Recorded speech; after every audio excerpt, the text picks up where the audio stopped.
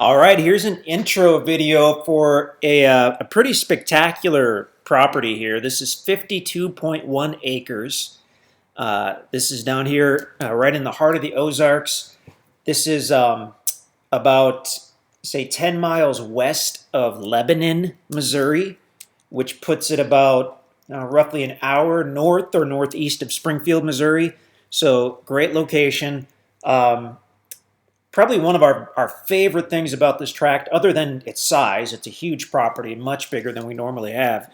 But the fact that it's within less than 5 miles of the Niagara River and Bennett Springs State Park. So Bennett Springs State Park is a beautiful state park in the Ozarks, and the Niagara River flows through it. And Bennett Springs itself, Bennett Springs State Park, has a large trout hatchery where they raise rainbow trout and brown trout, and they actually stock that section of the Niagara River with beautiful trout. So in addition to all the normal, really good fishing you have in a river here in the Ozarks, which, you know, bass, catfish, perch, all that good stuff, you can actually catch rainbow trout and brown trout. It's a white ribbon trout fishing section in that particular part of the Niagara River. And we'll go over there with this map in a little bit. We'll check that out. But let's take a look at the property first. So 52.1 acres. It does have a recent survey with the corners marked. So that's pretty fantastic. It's got direct county road frontage along its west side, excuse me, for about 210 feet. That's Main Drive. That's a gravel county road. And then the northeast side and the east part of the property or whatnot actually has additional access on a gravel easement road that comes off of Main Drive. That's called Mimosa Lane. Mimosa, like the drink. Mimosa Lane. I'm not sure who named that, but pretty good name, really. And that goes southerly. That borders the property for a while, and then it goes directly into the property. So this portion that's on the property, that is no longer, the road is no longer an easement at that point. That'd be your private road. You could gate that portion. As soon as it crosses into your property, you could gate that if you wanted to do so, if you wanted some extra privacy there. So it's an easement road, but it's still a pretty decent road. I mean, they had a dozer out there. They had some equipment. They kind of shaped it, got the ditches in, and the road continues all the way to the south side of the 52 acres, basically right to the south line, and there's a turnaround spot on the south end. So really good road, gives you access to many different parts of your property. Zoom in a little bit here. Maybe. There we go. Okay, so the west side, like we said, borders Main Drive, the county road, gravel road, but it's a good county road, really good county road. Why don't we go to a topo map? We'll show you how this is situated. So the west side itself, where it borders the road, is basically level. I mean, you can drive right onto the property from the county road. If you're looking at the topo map here, it then starts to slope down and back up again, fairly gradually, but there is, you know, kind of a dip there in the land. As you get more toward this northeast side, this is all basically level. The northeast corner and this knoll on the south side are two of the highest points. But this whole area here where I'm moving a little glove or cursor or whatever is basically level. As you continue going south on the easement road, you can see where it starts to go down. That's a hill. So you're going down, down, down. Down here at the bottom of the hill, the little valley area, there's actually a very small creek bed that runs through right there. It runs right over the road. Oh, drat. Let's see who that is. I think we're just going to have to let that go to message. Sorry about that, whoever you are. So there's a little creek bed. I don't know if the machine is on or not. I'll give this one more minute and I might have to answer this. But we're not sure how to splice these videos, so we don't want to have to start over from scratch and redo all this. Okay, there we go. Sorry about that once again. So little creek bed that flows over right here. We've been out to the property, I don't know, maybe half a dozen times to get photos and videos and whatnot. and it's always been flowing, but I do not think that's going to be a year-round creek. I think it just happened to be flowing when we were there. There is some gravel and stuff in the creek bed indicating that it's been a creek bed for probably thousands of years, but not a year-round creek. Okay, so you're down in the bottom. You cross over the tiny creek bed. As you continue going south, it rises back up again, and you can see that on the topo map. But then you get into a huge level area. I mean, this south part of this 52 acres has more level ground than many 2 and 3 and 400 acre properties we've seen in the Ozarks, because the Ozarks are really, I mean, when you get into the heart of it, it's a lot of up and down, a lot of hills and hollers, and this huge part of the south portion is quite level. In addition to that, you have a couple ridges, so that you can see where the road runs. You've got a ridge that goes to the northeast, a big, wide, flat ridge. You've got another private ridge that goes basically due east. I mean, it's level here going to the west side. This darkened line, all the darkened topo lines is they're indicating a 100-foot above sea level interval.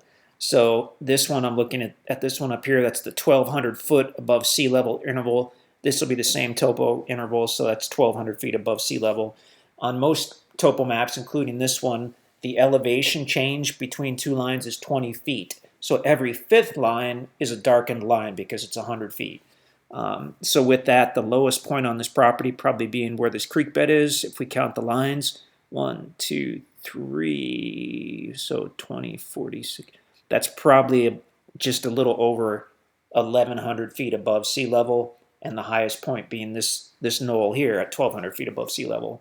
So anyway, that shows that being kind of a higher knoll. It's basically level 2. I mean, from the time you get to this hilltop to the time you're right here, it does slope up, but I mean, we could barely tell that. It just all seems level. As you keep going south, you can see there's another place where it drops down, and that's fairly steep. That's steeper. This hill on the south is steeper than this other hill. It drops down. You've got another little creek bed. Now this shows a creek crossing over the southeast corner of the property. That's true, but the creek bed that we saw actually came out of this valley, crossed over the road, and then met up with this other creek bed. So the topo map is saying that this for sure is a creek bed, and yeah, we could definitely see that. But when we were out there was the creek bed at the first valley. Then there was the creek bed feeding into this creek bed, and then this is probably, of the three, the largest creek bed. We're still not going to say any of those are year-round. In fact, safe bet that during the summer when it hasn't rained for a while that the creeks aren't running. But when we were out there, not only were those creeks running, but we could see a couple springs coming out of the hill, hillsides in different spots, and just for the record, those are very likely not year-round springs because it had rained a couple days before we were out there. But go ahead and check that out. I mean, you'll find all kinds of cool surprises on this property. There's some really neat rock formations in these little creek beds and all that stuff. There are trails everywhere. These tracts out here were logged within the last couple years, so you'll have trails. There's tons, a large amount of brush and limbs and whatnot scattered around the property, which is really common after a property's been logged. You'll see that in the drone videos. You'll see that when you're out there. I mean, you've got a lot of options as to what you want to do with that. The easiest thing is to leave that brush exactly where it is. After just a few years, that stuff rots away and everything looks great again. But in the meantime, in the winter, when the leaves are off the trees, that's when those brush and limbs and stuff really kind of stick out and don't look too great. But you also, if you burn firewood, if you have a friend who burns firewood, you have probably just a lifetime supply of seasoned firewood waiting for someone to cut it up and stack it. So that's a good deal. What am I trying to say? It's easy to burn brush piles, especially after they've been sitting on the ground for a year or two and they dry out a little bit. Basically, all you do is take a tractor with a loader or use a skid loader and push the stuff into piles and then touch a match to it and light it up. So if you're doing it on a day where it's a little wet and not windy, that could be a great time. And I mean, it's kind of fun to do and start a big, make a party out of it, have a big bonfire and get everybody together to help you out. I mean, it's a good way to clean the property. But as we mentioned, the easiest thing is just to leave that brush right where it is, let it rot away. There are hundreds or thousands, well, thousands of trees still on this property that are going to grow like crazy without the competition from those commercial-sized hardwood trees that were removed. So you're in a good position on this one. So the property itself, as we look at this, why don't we zoom out a little bit? We'll show you just how to get here. And to do that, we'll go to the street map. We're using the MapRight mapping program, by the way. If you download the free MapRight app to your phone or your tablet, then we used to have to send you a link for this for a particular map. We don't anymore. So all you have to do is download the free app, and then on whatever device has the app, use your internet browser to go to this particular listing page for this property, the 52-acre property. Find the interactive map on the page, and then on the upper left corner of the map, it will say View Full Screen. So click on that, and then it will ask you if you want to open it within the app. When you say yes to that, it may ask you for access to your GPS, permission to use your GPS. You have to let it do that. And then not only will you have this map on your phone or tablet at that point, but there'll be a little colored dot to indicate right where you are. It uses your phone's GPS. So that's a great way to get to the property, and it's an awesome way to walk the boundaries of the property because you can have your phone in hand. You can see right where you are.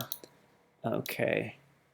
I know I'm speaking kind of quickly here. I hope I'm understandable, but I knew this would be a long video because we have so much information on this, and we wanted to try to get it all in. Okay, so let's do this. Before we show you the route, we'll zoom out a little bit to show you some of the really cool stuff nearby. Okay, so here's pretty good. So this jumble of letters here, that's the property. Over here on the lower right part of the screen is Lebanon, Missouri. That's the closest large city. It's a great regional city. It's right. It's got good. I mean, it's right on I-44 here, so you can shoot up to St. Louis in a couple hours. You've got access to Springfield. Once you're in Lebanon, it's only 40-45 minutes to Springfield, which is a fantastic city as well. But then if you look over here to the west, you've got Bennett Springs State Park. Within just a few miles, you've got the Niagara River itself, which runs through Bennett Spring. If you want tons of additional hunting land, well, let's not forget about the Barclay Conservation Area. That's excellent access to the Niagara. It's also open for public hunting, but they have basically like a swimming beach there. They have a great boat and canoe launch. You can leave your vehicle there and just float or fish or whatnot. And obviously on a 52-acre property, you're going to have plenty of hunting opportunity, but if you really want to explore, if you have a big group of guys and girls, you're within just a few miles of the Lead Mine Conservation Area, which is over 7,000 acres of land that's open for hunting and fishing, horseback riding, camping, hiking, all that good stuff.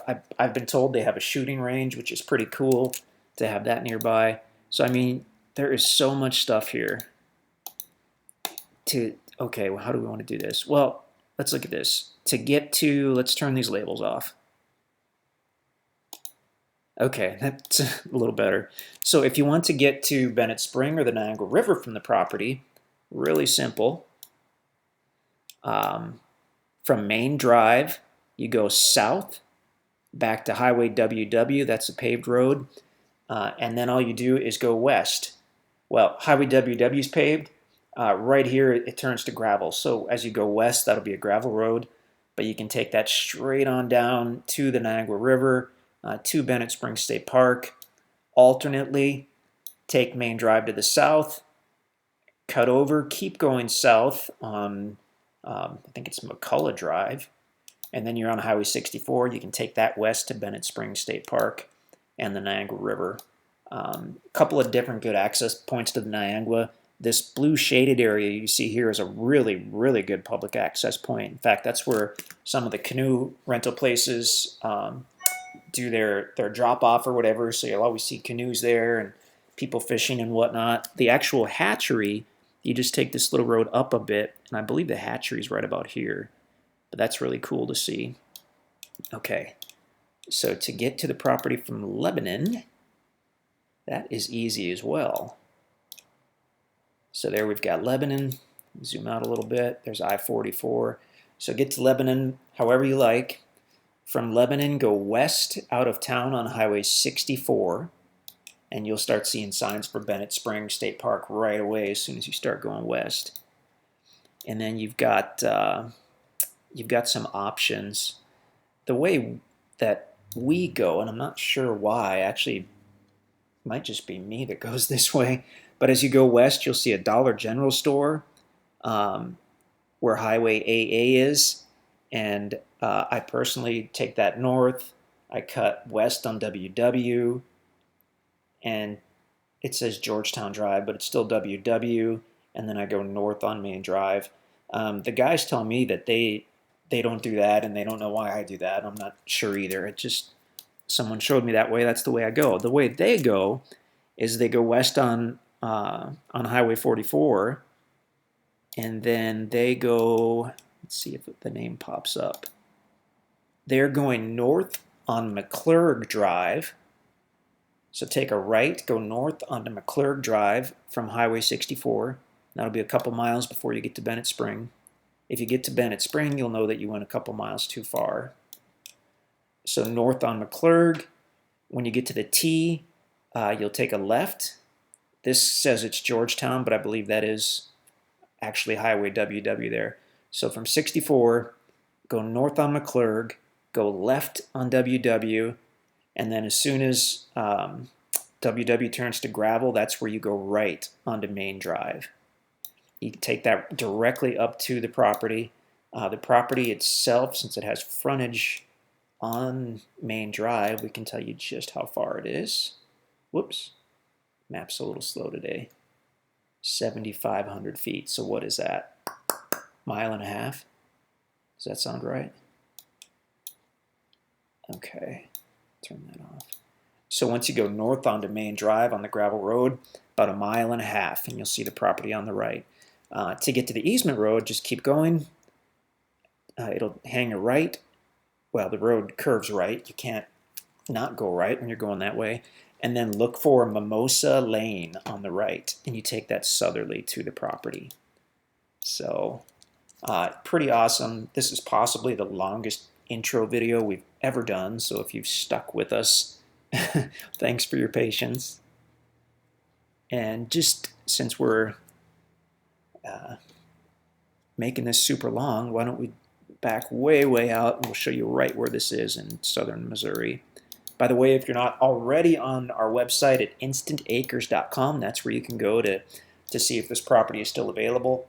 The website is updated by the minute, so a lot of the places that we sometimes put properties or whatnot on the internet, they're not as quick to update when something's sold, and people do get mad at us for good reason when they think a property's available. But if you ever go to the website, that's updated by the minute, by the second. So if it shows as available on the website, then it is indeed available.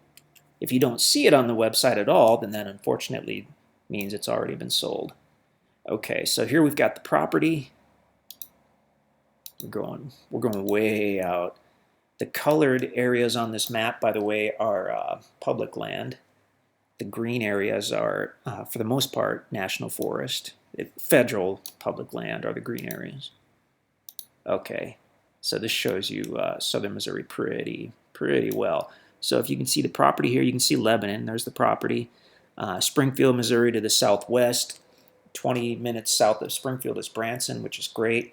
Actually, I didn't even mention it yet, but this property is very close to the Lake of the Ozarks, which is like one of the most, if not the most popular lake in a several 100-mile region. Northeast, you've got St. Louis. Northwest, you've got Kansas City. Southerly, of course, you've got Springfield and all kinds of national forest all over. I mean, it's a great location because you can fly into Springfield, you can fly into Branson, you can fly into St. Louis, you can fly into Kansas City. They've all got good airports, and you can be at the property in no time. You can drive right to the property in any rental car because it does have that county road frontage. So for a place to hunt or camp or vacation, good stuff. Power is quite close by, within about a quarter mile. We've been told that there's actually a rural water line within about a quarter mile. We haven't researched that, but that's what we've been told. So that might be an option, if that's something that interests you. Okay. So now this is officially the longest intro video we've ever done. So InstantAcres.com. If you have any questions, you can call us in the office. You can email us, sales@InstantAcres.com. Or, I mean, if you're east of Springfield, Missouri, feel free to stop by. But your first stop should be the website. So www.instantacres.com. If you have any questions, let us know, and we definitely hope to hear from you.